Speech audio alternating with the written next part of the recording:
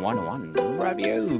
Book 101 is all about the books that I read for the last 40 years. And today I have my special guest. She is a global education consultant, speaker, and professor, as well as an author too. She is the author of the book High Five to Thrive, no other than Miss Donita Grissom. Hi, Daniel. How are you?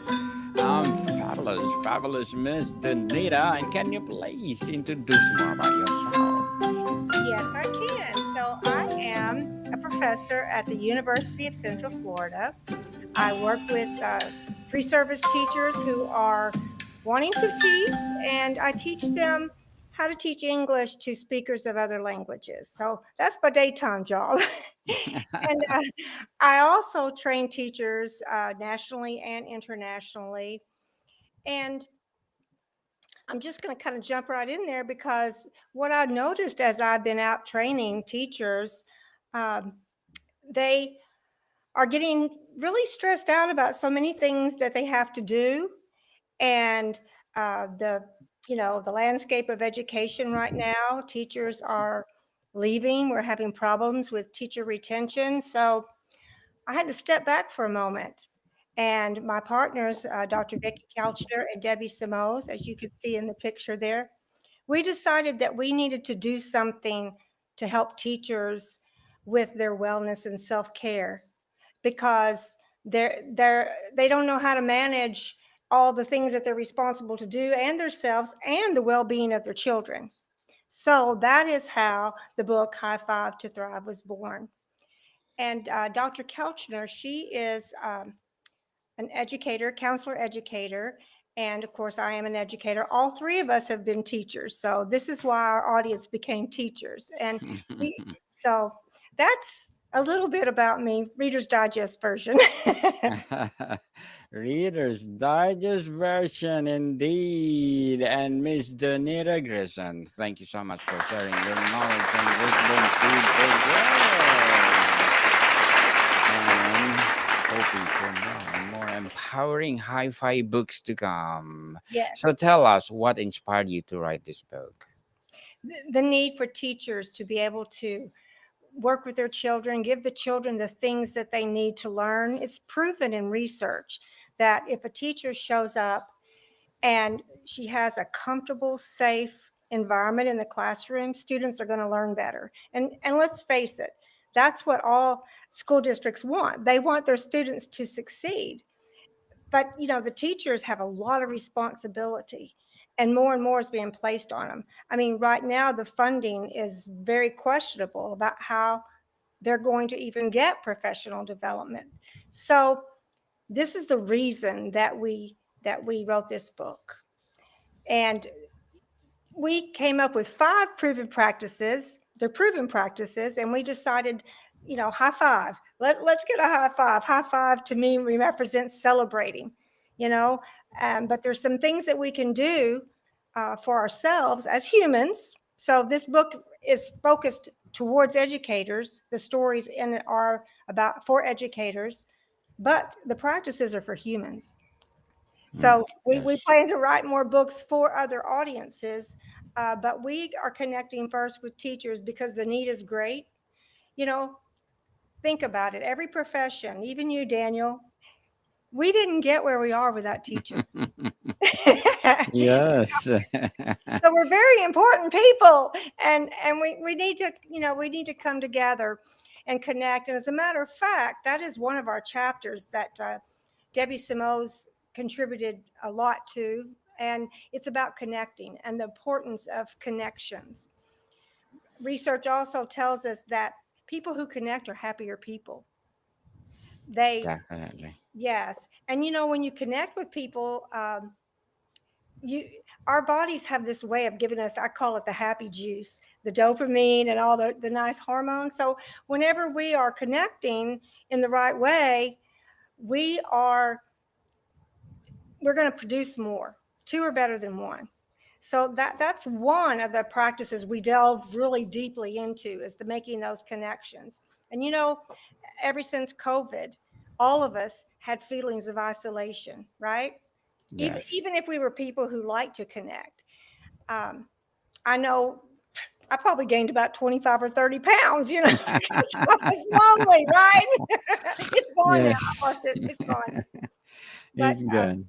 yes, so that's one of the things that we talk about are the importance of connections. Miss Donita, the title suggests a positive, action oriented approach. What does a high five symbolize in the context of your book? So high five, it's a celebratory gesture. So when you do something that is good, you high five. If you say something someone really loves, you high five. If you're running a race and you win, you high five. High five is a celebratory gesture, and we want people to thrive. We want them to flourish. We want them to feel good about themselves.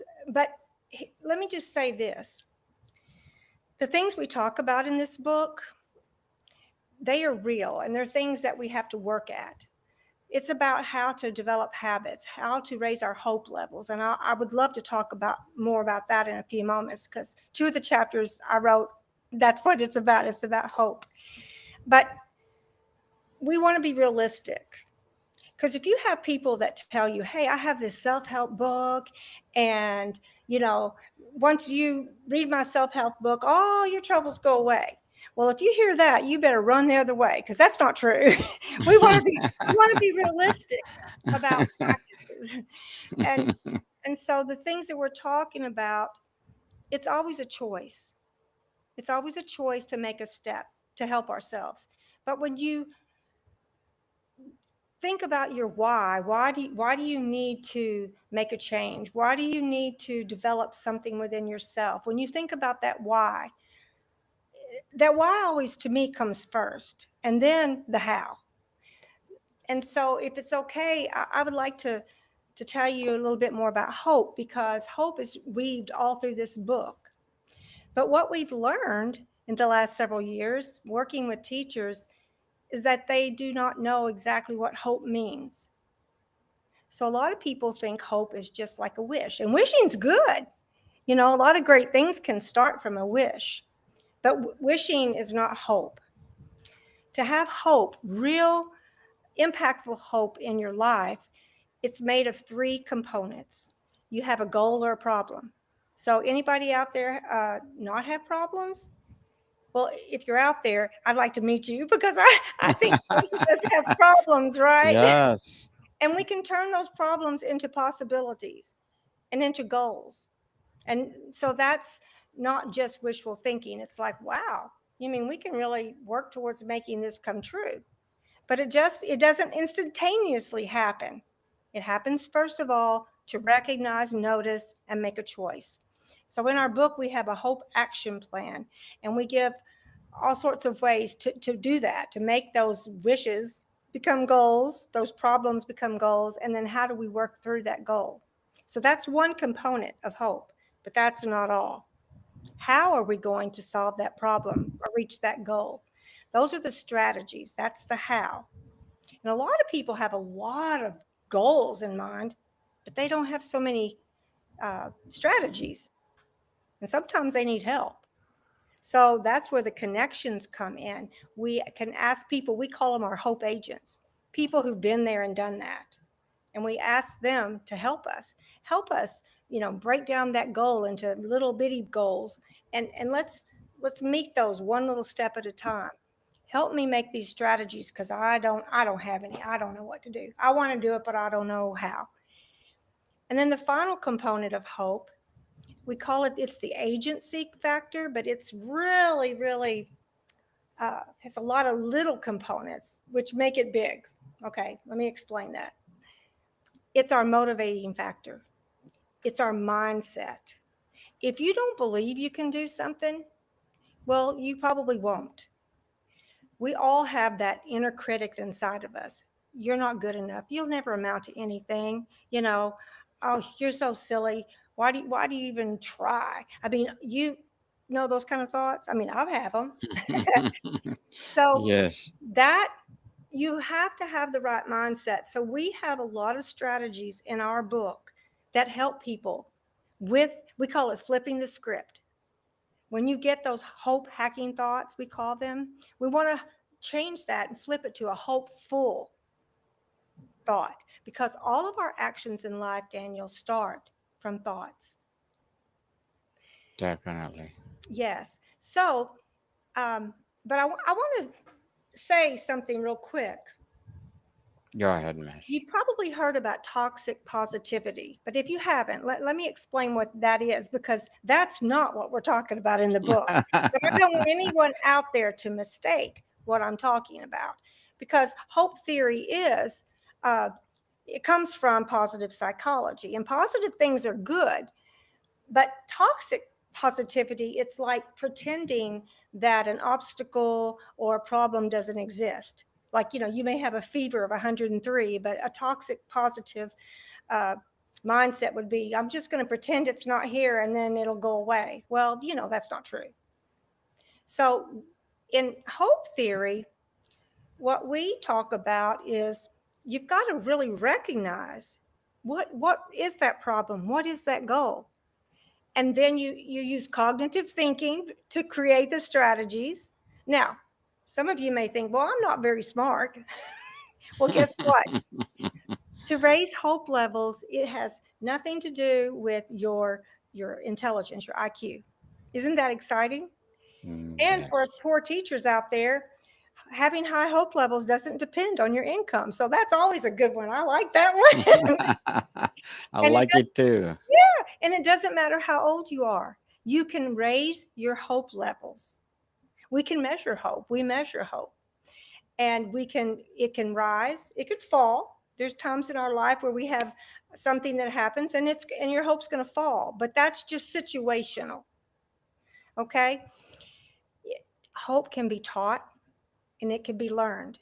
But the beautiful thing about hope is that every single human being is born with that ability to have hope, just like an apple seed. It's there and it exists to become an apple, and or become that apple tree that's going to produce a lot of apples.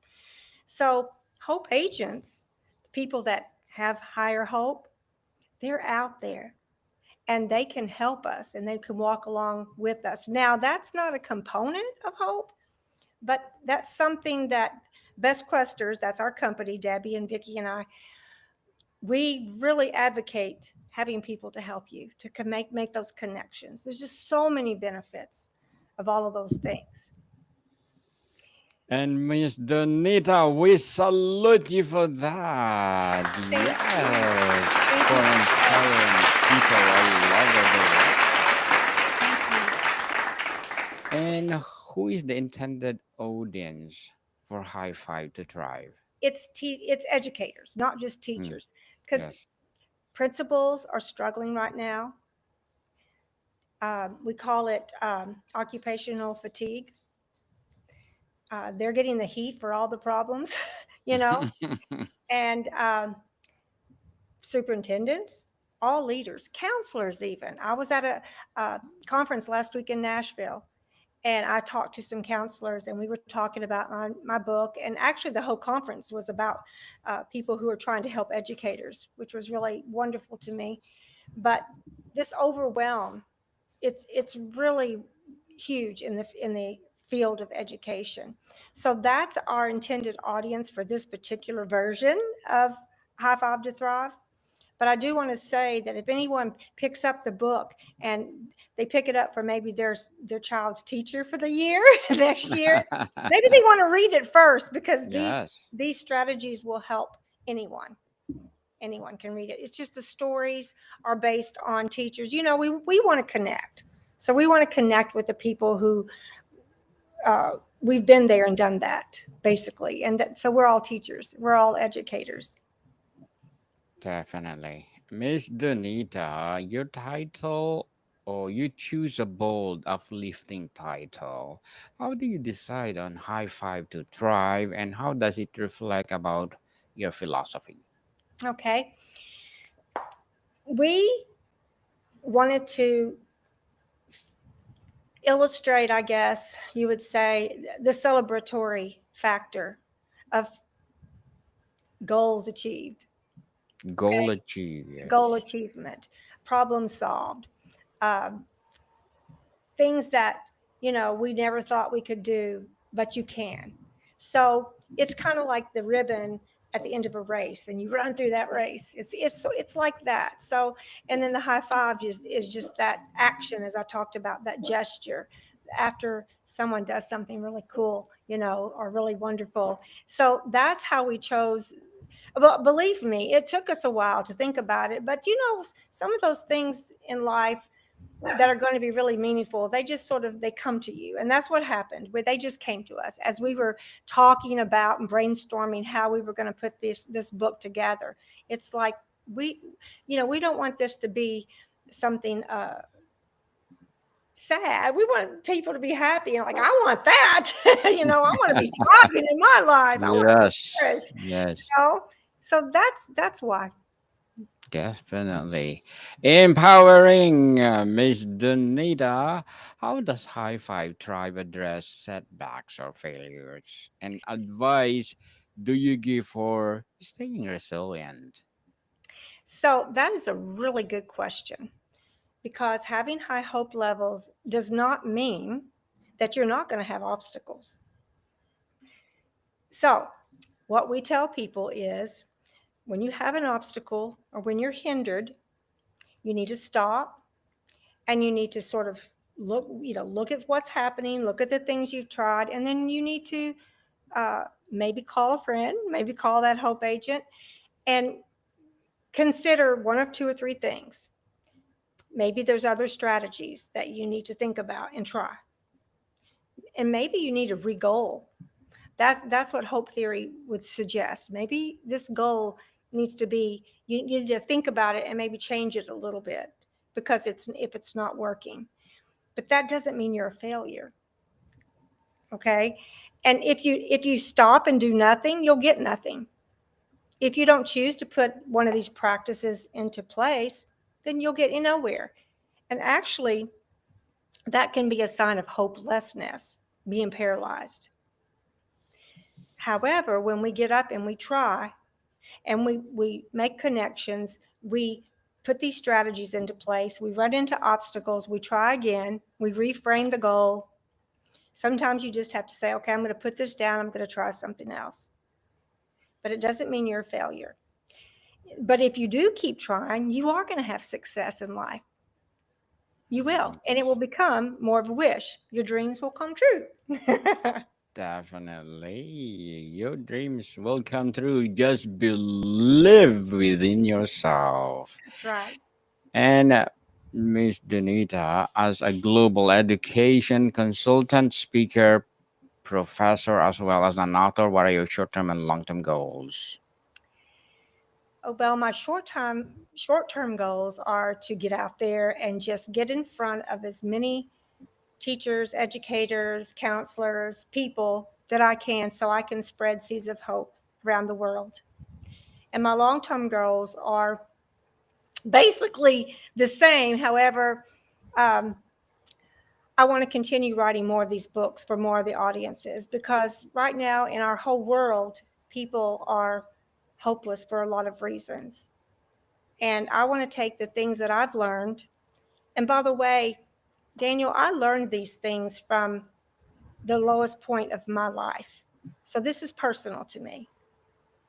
I'll just really quickly tell you the really quick version. But the second year of my doctoral program, I lost my husband, excuse me, and in Haiti in a construction accident.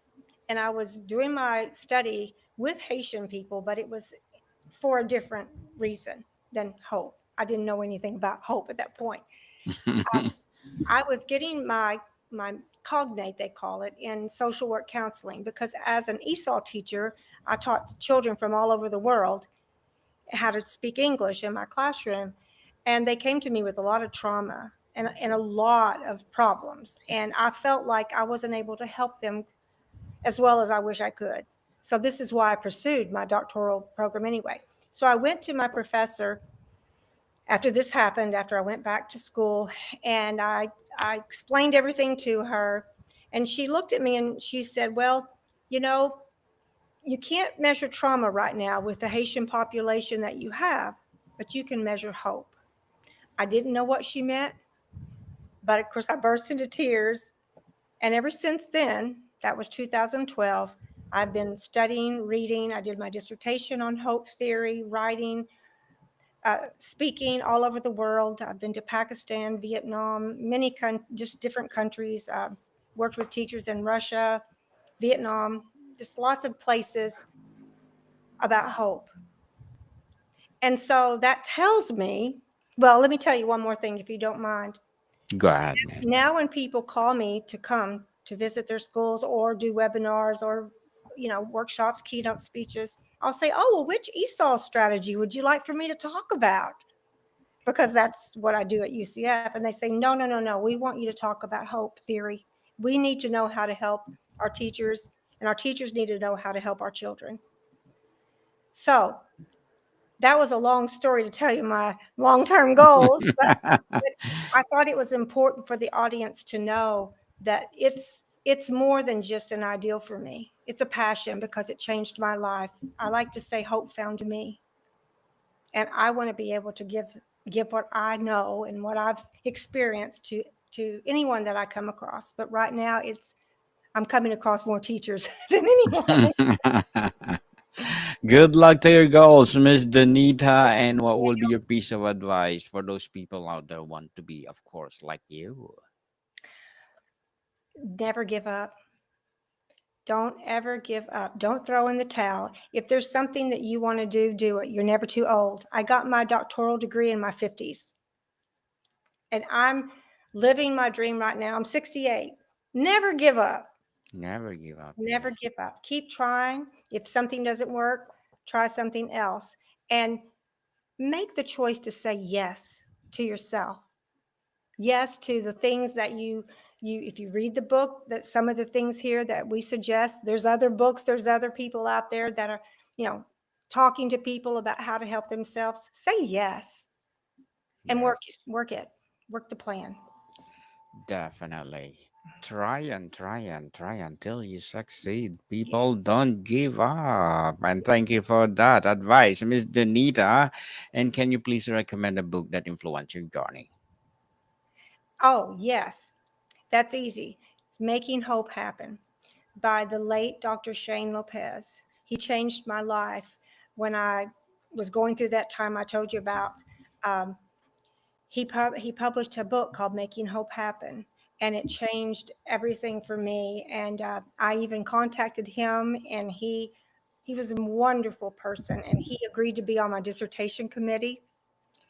And we lost him way too soon, but his book is so wonderful, and he's not with us now, which makes me so sad. But I feel like one of his batons he passed to me, and so I'm carrying that torch for him as well and his family. And I hope that they hear this and they know that he was honored and respected and gave so much to the area of hope theory, making hope Well, happen. thank you for that recommendation, Miss Donita. And before we wrap up our discussion for today, I'm inviting you to please don't listen to my other podcast, people, because my abstract essay is already in fifth season, abstract poetry in second season, and my book 101 review in fifth season too. And my Comedy 101 in second season, and my Food 101 in fifth season as well. Geography 101 in fourth season, and my baby podcast Law 101 and Mental Health 101. Love Letters in third season, and Movie 101 Review and Music 101 in fourth season, and Science 101 and Sex 101 in each first season. Please listen to them wherever you listen your podcasts. Miss Donita, if you were to write a follow up to High Five to Thrive, what new topic or challenge would you explore and why? I would call it 10 to win. I already I got love it, it. 10 to win. 10 to win, Yeah, yes, but we need to get through the first five first. So definitely.